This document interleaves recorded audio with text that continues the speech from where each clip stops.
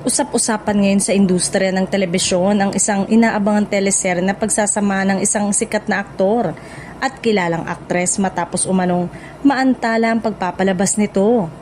Ayon sa mga naglalabasang kwento, hindi raw naging maganda ang naging unang impresyon ng management nang mapanood ang ilang natapos ng episode ng serye. Sinasabing nagkaroon pa umano ng espesyal na preview para sa mga executive ng network at production team.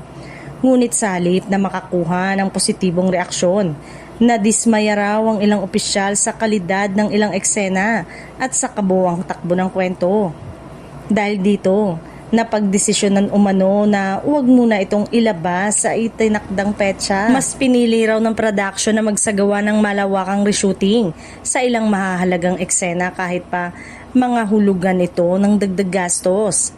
Ayon sa mga source, nais umano ng management na masigurong maayos at dekalidad ang magiging produkto bago ito iharap sa publiko, lalo na't malalaki ang pangalan ng mga artistang sangkot sa proyekto. Nakapagtataka rin para sa ilan ang naturang sitwasyon dahil kilala ang direktor ng serye sa kanyang matagumpay na mga nakaraang proyekto.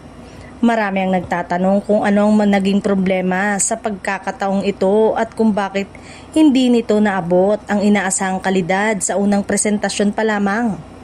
May mga nagsasabi namang normal lamang ang ganitong pangyayari sa industriya, lalo na kapag mataas ang standard ng network. Hindi rin umano ito nangangahulugan na mahina ang proyekto, kundi bahagi lamang ng proseso upang mas mapaganda pa ang kabuuang resulta bago ito tuluyang ilunsad.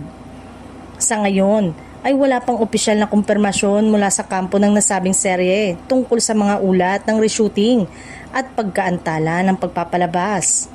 Gayunpaman, lalong naging palaisipan sa mga taga-subaybay kung anong teleserye ito at kung sino ang mga artistang nasa likod ng proyektong pinag-uusapan ngayon.